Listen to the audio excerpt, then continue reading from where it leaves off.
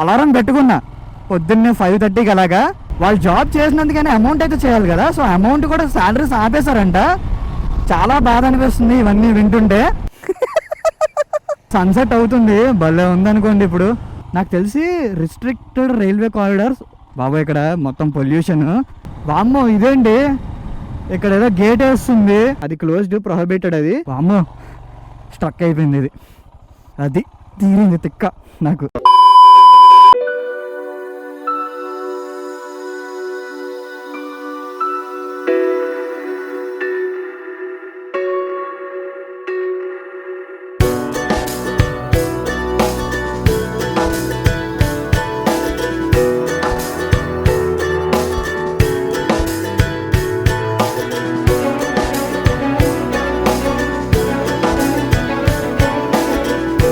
Hi friends, నమస్తే. This is Chakradhar Bezawada, back with an another interesting blog. Good evening from Vizag. So ఇప్పుడు time వచ్చేసి 4 అవుతుంది అనమాట. నేను ఇవాళ తిక్కవాణిపాలెం బీచ్ దగ్గరికి అయితే వెళ్తున్నాను. ఇప్పటి వరకు నేను వైజాగ్లోనే తిరిగాను, కానీ ఈ బీచ్కి అయితే అసలు ఎలా మిస్ అయ్యానో తెలీదు. నేను ఎప్పుడు వెళ్ళలేదన్నమాట, ఫస్ట్ టైం వెళ్తున్నాను. అంటే నేను ఇన్ని ఏళ్ళ నుండి అసలు నాకు కనే కనపడలేదు. నిన్న కూడా నేను ర్యాండమ్గా అలా చెక్ చేస్తున్నాను అనమాట మ్యాప్స్లో. ఏంటబ్బా ఏమైనా అన్ఎక్స్ప్లోర్డ్ ప్లేసెస్ ఏమైనా ఉన్నాయా చూడడానికి, సరదాగా వెళ్దాము అని అనుకున్నాను. సో ఇంకా ఫైనల్ గా ఇది తగిలింది. నాతో పాటు వంశీ కూడా యాడ్ అవుతాడు కొంచెంసేపు తర్వాత. కరెక్ట్ గా 23 కిలోమీటర్స్ ఉంది మా ఇంటి దగ్గర నుండి, అంతే 45 మినిట్స్ అంతా చూపిస్తుంది. దారి మధ్యలో నాకు ఇంకొక చిన్న వర్క్ కూడా ఉందన్నమాట, అది చూసుకుని ఇంక అప్పుడైతే అటు వెళ్తాను. లాస్ట్ బ్లాగ్ లో చెప్పాను కదా మొత్తం వర్షాలు అది ఇదని, కొద్దిగా ఎండ వచ్చింది, మరి చూడాలి. మంచి మంచి బ్లాగ్స్ అయితే ప్లాన్ చేస్తున్నాను. యాక్చువల్గా నేను మార్నింగే వెళ్ళాలి, కానీ నాకు మార్నింగ్ కుదరలేదు. అలారం పెట్టుకున్నా పొద్దున్నే 5:30కి అలాగా, ఎందుకంటే బీచెస్ ఆ టైంలో సన్ రైజ్ ఆ టైంలో బాగుంటాయి కదా, వెళ్దాం అనుకున్నాను. కానీ ఇంకా లెగలేకపోయాను. ఇంకా ఈవినింగ్ ఈ టైంకి వెళ్ళాం అనుకోండి, మంచిగా సన్సెట్ అవుతున్నప్పుడు బాగుంటుంది. అంటే దూరపు కొండలో నునుపన్నట్టు మన వైజాగ్ మనకి ఏంటంటే అంత నచ్చదు, ఎందుకంటే ప్రతిసారి మనం తిరుగుతాము, ఈ బీచెస్కి వెళ్తూ ఉంటాం కాబట్టి. వేరే వాళ్ళకి ఏంటంటే దూరం నుంచి చూసే వాళ్ళకి ఇష్టం, ఇలాగా వైజాగ్ బీచెస్కి వెళ్ళాలి, ఇలా తిరగాలి అనేది ఉంటుంది అనమాట పాపం వాళ్ళకి. సో మెయిన్ అదొక రీజన్ అనుకోండి, నేను ఎక్కువ ఇలా బీచెస్ ఇవన్నీ చూపిస్తూ ఉంటాను. ఇదిగోండి మనం వైజాగ్ స్టీల్ ప్లాంట్ గేట్ లోపల నుండి అయితే వెళ్తున్నాము. సో మన నినాదం ఏంటో తెలుసు కదా, save steel plant from privatisation. ఇంకా ఏంటంటే దారుణంగా ఇంతకు ముందు కనీసం శాలరీస్ అయినా వేసేవారు, ఇప్పుడు శాలరీస్ కూడా వేయట్లేదు, శాలరీస్ కూడా ఆపేశారంట ఎంప్లాయీస్ కి. వాళ్ళు జాబ్ చేసినందుకని అమౌంట్ అయితే చేయాలి కదా, సో అమౌంట్ కూడా శాలరీస్ ఆపేశారంట. చాలా బాధ అనిపిస్తుంది ఇవన్నీ వింటుంటే, ఎందుకంటే మేము చిన్నప్పటి నుండి ఇక్కడ తిరిగాం కాబట్టి మాకు బాధ ఉంటుంది. నార్మల్గా ఇప్పుడు కాబట్టి 4 o'clock ఇలా వెళ్తున్నాం, కానీ 6-6:30 ఆ తర్వాత మనం ఈ రోడ్లో వెళ్తే ఫుల్ వణికిపోతాం. చలికాలం మొన్న వర్షాలు పడ్డాయి కదా, వర్షము ప్లస్ చలి ఘోరం అనుకోండి. ఇంకా 21 degrees 20 degrees ఉంటుంది ఇక్కడ. సో అదిగోండి ప్లాంట్ మెయిన్ గేట్ స్ట్రైట్ అనమాట.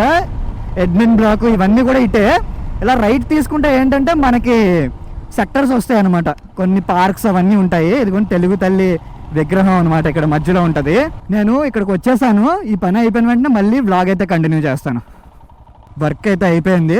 ఇదిగోండి కరెక్ట్గా ఇది ఎంట్రన్స్ గేట్ అనమాట, steel plant, Vizag steel plant entrance gate ఇది. సో ఇంకా ఇలా వెళ్ళిపోతాను. సో ఇంకా నేనైతే మళ్ళీ రిటర్న్ వెళ్తున్నా. ఇక్కడికి వచ్చి వెయిట్ చేయమని చెప్పాను వంశీని, ఇంకా రాలేదు. వంశీ వచ్చాక ఇద్దరం కలిపి ఇదిగోండి ఇదే అనమాట వే, కూడా ఇలా స్ట్రైట్ వెళ్ళిపోవచ్చు. దాయిట్ వచ్చి చూసావా ఎలా ఉందా మెయింటెనెన్స్, నీట్ చూడు ఎలా ఉందో. అది ఇలా మెయింటైన్ చేయాలి. వంశీ స్క్రామ్ నీట్గా ఉంచాడా, లేకపోతే నా హిమాలయన్ నీట్గా ఉందనేది అయితే కామెంట్ చేయండి. ఆల్రెడీ 4:40 అయిపోయింది. నేను వచ్చి ఇక్కడ ఒక 15 minutes వెయిట్ చేశాను, లేట్గా వచ్చాడు. Okay okay. మొన్నే రీసెంట్గా విరించిది బైక్ ఫ్రంట్ రిమ్ బెండ్ అయిపోయింది కదా, గోతులో దింపొద్దు అని చెప్తున్నాడు. సో ఇంకా ఇద్దరం అయితే స్టార్ట్ అయిపోయాము.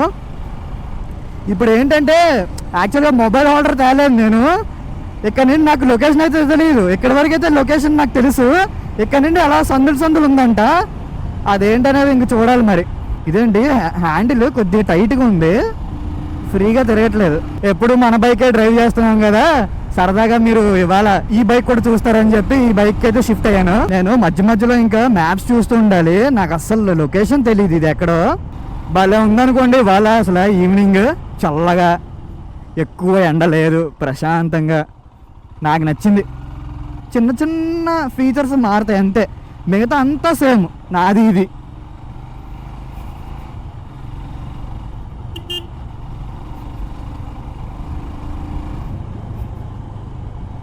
అసలు ఇక్కడ ఇంత ఊరుందని నాకు తెలియదు యాక్చువల్గా. నేను ఇదే ఫస్ట్ టైం కదా మొబైల్ హోల్డర్ వాల్యూ ఇప్పుడు తెలుస్తుంది. ప్రతిసారి ఓపెన్ చేసుకుని చూసుకుని తలనొప్పి అయిపోయింది అనుకోండి. ఇంకా కానీ ఇంకొక హాఫ్ అన్ అవర్ చూపిస్తుంది, అదేంటో మరి. మొత్తం రోడ్ అంతా కూడా ఇంకా ఇంతే ఉంటుందేమో అక్కడ వరకు.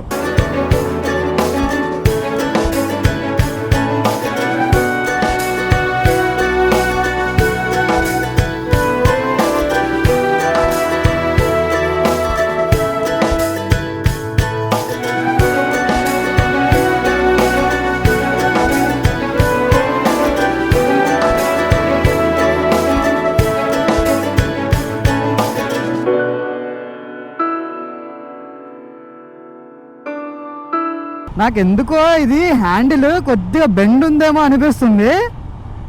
వంశీని అడగాలి అసలు. పాపం ఏంటంటే స్కూల్స్ అవి ఇక్కడ లేనట్టున్నాయి, చాలా మందికి నడుచుకుంటూ వస్తున్నారు ఊరు లోపలికి, స్టూడెంట్స్ వాళ్ళందరూ కూడా. సన్సెట్ అవుతుంది, భలే ఉందనుకోండి. ఇప్పుడు ఇంకా బీచ్ దగ్గర చాలా బాగుంటుందేమో అని ఎక్స్పెక్ట్ చేస్తున్నాను నేనైతే, అందుకే కొద్దిగా ఫాస్ట్గా వెళ్తున్నాము. మొత్తం కర్వ్స్ అదంతా కూడా చాలా బాగుంది ఇక్కడ రోడ్డు, కానీ చాలా చాలా జాగ్రత్తగా డ్రైవ్ చేయాలి ఇక్కడ. మనం కొద్దిగా బ్యాలెన్స్ తప్పామా అంటే ఇంకంతే, ఎందుకంటే అటు సైడ్ నుండి ఎవరు వస్తున్నారో కూడా తెలియట్లేదు, ఫుల్ బ్లైండ్ స్పాట్స్ లో ఉన్నాయి. ఓహో, ఇక్కడ యాక్చువల్గా ఇది కూడా ఉందేంటి? ఇటే వెళ్తాయి అబ్బా సార్ ట్రైన్స్. నాకు తెలిసి రిస్ట్రిక్టెడ్ రైల్వే కారిడార్స్, ఇది నాకు తెలిసి స్టీల్ ప్లాంట్ లోపలికి వెళ్తాయి అనుకుంటా ఇది లైన్, అదే అనుకుంటున్నాను నేనైతే. ఓహో, ఇక్కడికి వచ్చామా?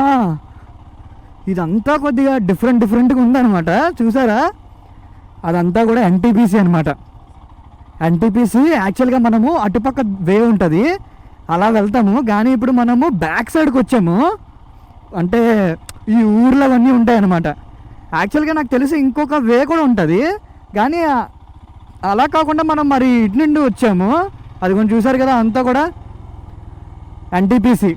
Lookout for train before crossing, ఇది ఎన్టీపీసీ లైన్ అనమాట. ఇదిగోండి ఇక్కడ మొత్తం ఎన్టీపీసీ లోపలికి వెళ్ళే ట్రైన్స్ అనమాట ఇదంతా. ఇది నేను మొబైల్ హోల్డర్ తేకపోవడం కాదు, కానీ ఫోను చేతిలో పట్టుకుని డ్రైవ్ చేయాల్సి వస్తుంది. వాళ్ళకి ఏమనుకోవద్దు, మనకి లొకేషన్ తెలియదు కాబట్టి ఇంకా ఇలా కష్టాలు పడాల్సిందే. ఇదిగోండి మనకి కనపడట్లేదు కానీ అటు పక్క సోలార్ పవర్ ప్లాంట్ ఉందన్నమాట. అది 25 మెగావాట్స్ అంట, అంటే ఇది ఓన్లీ ఫర్ ఎన్టీపీసీ అనమాట. అది నేను ఒక్కసారి మీకు నుంచుని చూపిస్తాను. ఇదిగోండి అటు సైడ్ మొత్తం అంతా కూడా వాటర్లో ఫ్లోటింగ్, అది ఫ్లోటింగ్ వాటర్ సోలార్ ప్లాంట్ అనమాట. అది ఇప్పుడు మీకు కనిపించవచ్చు, కనిపించకపోవచ్చు, ఎందుకంటే నేను నుంచున్నా కూడా కనపడట్లేదు నాకే, కానీ వాటర్ అయితే నాకు కనపడుతున్నాయి. దానిపైన అయితే ప్యానల్స్ అయితే పెట్టున్నాయి, అదంతా కూడా ఎన్టీపీసీ.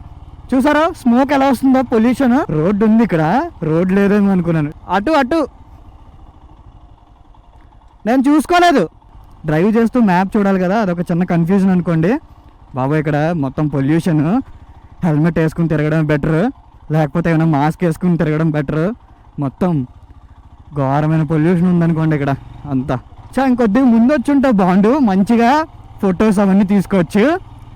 ఇప్పుడు నేను వెళ్తుంది ఇదిగోండి సోలార్ ప్యానల్స్ అని చెప్పాను కదా, పక్క రోడ్లోనే వెళ్తున్నాను అనమాట. నేను ఒకసారి మీకు ఇప్పుడు మ్యాప్స్లో చూపిస్తాను చూడండి, పైనండి ఎలా కనపడద్దో. ఇదంతా కూడా బాగుంది, లొకేషన్ అయితే బాగుంది. ఇండస్ట్రియల్ ఏరియా కాబట్టి బాగా దుమ్ము అదంతా ఎక్కువ ఉంది, చెత్త, వాటర్ కూడా బాగా పొల్యూట్ అయిపోయి ఉంది. లొకేషన్ అయితే ఇటే చూపిస్తుంది మనకి. ఎవరైనా ఏమైనా అంటే మాత్రం మాకైతే సంబంధం లేదు, కొత్త రూట్ ఇది, నాకు తెలియని కూడా తెలియదు, ఏదో ఇంకా చూపించింది కదా అని వెళ్ళిపోతున్నాం ఇద్దరం కూడా. ఇవంతా ఏంటి, ఇది వెరైటీగా ఉంది అసలు, నాకు ఎప్పుడు చూడలేదు. అంటే ఉప్పు తయారవుతుంది కదా, సో సేమ్ అలాగా బ్లాక్స్గా చేస్తూ ఉంచారనమాట. అదే నాకు అర్థం అవ్వట్లేదు అదేంటనేది. ఇక్కడ అంతా ఇండస్ట్రియల్ ఏరియా, ఎక్కడ సాల్ట్ ఎందుకు వస్తుంది అసలు? రూట్ అయితే అర్థమైపోయింది మాకు, సింపులే. వెళ్ళేటప్పుడు ఇంక చూసుకోవసరం లేదు. ఇది డ్రైవ్ చేస్తే ఇంకా నాకు సేమ్ నా బైక్ డ్రైవ్ చేసినట్టే ఉంటుంది, పెద్ద తేడా కూడా ఏం అనిపించదు నాకు. ఇదేంటి అబ్బా ఇక్కడ పైప్ లైన్స్ ఏవో ఉన్నాయి, ఏంటి ఎంత పెద్ద పైప్ లైన్స్ ఉన్నాయి. అటు పక్కేమో మొత్తం అంతా కింద చిన్న బ్రిడ్జ్ లాగా ఉంది, నీళ్లు ఉన్నాయి కింద అయితే. అది కొంచెం చూసారు కదా ఎలా ఉందో. చేపలు పడుతున్నారు అక్కడైతే. ఇదేంటే సముద్రం వదిలేసి ఇక్కడికి వచ్చి చేపలు పడుతున్నారు. ఇంక ఇలా స్ట్రైట్ ఈ రోడ్డు ఇలా పట్టుకుని వెళ్ళిపోవడమే ముందుకి, ఎంతవరకు అయితే అంతవరకు. ఆల్రెడీ నాకు ఇదిగోండి బీచ్ ఇసుక ఉంటుంది కదా, ఇసుక కనబడుతుంది. నాకు తెలిసి ఇది అంతా కూడా ఎన్టీపీసీ ల్యాండ్ అయి ఉంటుంది, చూసారా అలాగా మొత్తం బోర్డర్లా వేస్తుంచారు. వామ్మో ఇదేంటి ఇక్కడ ఏదో గేట్ వేస్తుంది, కొంపదీసి ఎంట్రన్స్ లేదా ఏంటి? ఒకవేళ ఇటు లేకపోయిందంటే మళ్ళీ అదంతా తిరుక్కుని రావాలేమో. ఓ షేట్, ఉంది ఉంది ఉంది, అమ్మాయ ఉందరా నాయన. ప్రొహిబిటెడ్ ప్లేస్ అని రాసి ఉంది, ఎన్టీపీసీ అని కూడా రాసి ఉంది అనమాట. ఇక్కడ ఫైనల్గా వచ్చినట్టున్నాము.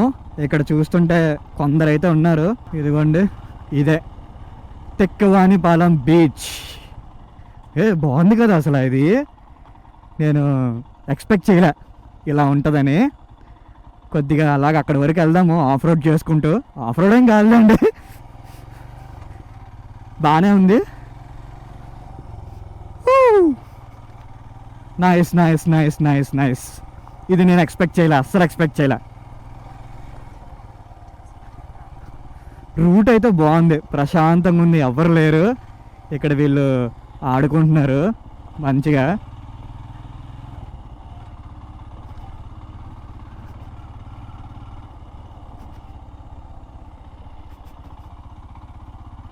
ఇక్కడ ఏవో పల్లెటూరు లాగా ఉంది మొత్తం. ఇక్కడ అలా ఆపేసి కొద్దిగా అక్కడ ముందు వరకు వెళ్ళొస్తే బెస్ట్ ఏమో, లేదా ఆ ముందుకు వెళ్ళినా పర్లేదు అనుకుంటా. ఆ ముందుకు వెళ్తాము, అక్కడ బాగుంది కదా చూడడానికి, బాగుంది లొకేషన్ అయితే ఎక్సలెంట్ అబ్బా. ఫస్ట్ టైం రావడం వల్ల ఏంటో కానీ నాకైతే నచ్చింది ఈ ప్లేస్, చాలా ప్రశాంతంగా ఉంది. వైజాగ్లో అన్ని బీచెస్లో నేను చూసిన వాటిలో కొద్దిగా నాకు ఎందుకు వచ్చిన వెంటనే ఒక కొత్త ఫీలింగ్ వచ్చింది నాకు. ఎందుకంటే మెయిన్గా ఇది కొంచెం చూసారా ఆ బ్రిడ్జ్ వల్ల అనుకుంటా, మనకు అటు ఎంట్రన్స్ ఉండదు, అది క్లోజ్డ్, ప్రొహిబిటెడ్. అది అలాగ స్ట్రైట్కి చూసారు కదా, అది యాక్చువల్గా ఎన్టీపీసీ వాళ్ళకి సంబంధించింది అనమాట. అది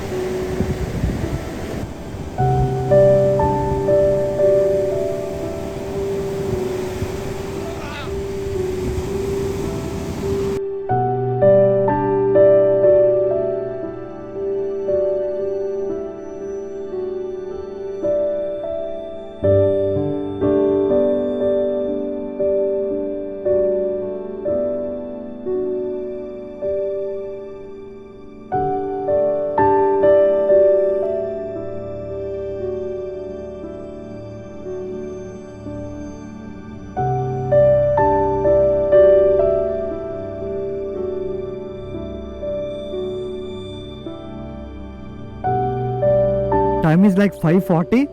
సో ఇంకా ఇక్కడ నుండి అయితే వెళ్ళిపోతున్నాము. చూసారు కదా, నేను చూసిన బీచెస్ అన్నిటిలో కదా ఇదే కొద్దిగా ప్రశాంతంగా అనిపించింది నాకు. అండ్ అందరూ యాక్చువల్గా ఎలా అంటే వేరే వేరే దగ్గర బ్రేక్ఫాస్ట్ రైడ్స్ అని అలా ఇలా వెళ్తుంటారు. మాకేంటంటే ఇక్కడ వైజాగ్లో మెయిన్లీ హ్యాపీగా మేము బీచ్ రైడ్స్ అని పెట్టుకోవచ్చు. సో ఇలాంటి రైడ్స్ ఇంకా కావాలా వద్దా అనేది కూడా కామెంట్ అయితే చేయండి. అండ్ అదొచ్చేసి ఎన్టీపీసీ వాళ్ళది సీ వాటర్ పంప్ హౌస్ అనమాట. సో అక్కడికి నో ఎంట్రీ, మనకి జస్ట్ ఇక్కడ నుండి అలా చూసుకోవడమే. ఇవి యాక్చువల్గా ఇంతకు ముందు ఇంపోర్ట్ ఎక్స్పోర్ట్స్ కి వాడేవారు అనమాట. ఎప్పుడు బ్రిటిష్ కాలంలో అక్కడికి వచ్చేవి షిప్స్. ఇప్పుడు నా బైక్ నేనే డ్రైవ్ చేస్తా, వంశీ బైక్ డ్రైవ్ చేస్తాడు. ఇద్దరం ఇంకా బ్యాక్ అయితే స్టార్ట్ అయిపోతాము. Bye bye Tekkavanipalem, until next time. ఇక్కడ లోకల్స్ వాళ్ళు కూడా ఎక్కువ మందే ఉన్నారు. చూసారా ఎక్కడిక్కడే ఇల్లులు అవి కట్టుకుని, అంటే వీళ్ళందరూ జాలర్లు అనమాట, ఫిషింగ్కి వెళ్తూ ఉంటారు. సరదాగా అక్కడ వరకు వెళ్ళొస్తాము. ఇక్కడ కూర్చోవడానికి చిన్న చిన్నగా గట్లు అయితే పెట్టారన్నమాట, ఒక 4 గట్లు బాగున్నాయి. అది కూడా వద్దులేండి, నేనైతే రిస్క్ తీసుకోదలుచుకోలేదు, మళ్ళీ తొయ్యాలి ఇదంతా. వామ్మో స్ట్రక్ అయిపోయింది ఇది, అది తీరింది తిక్క నాకు.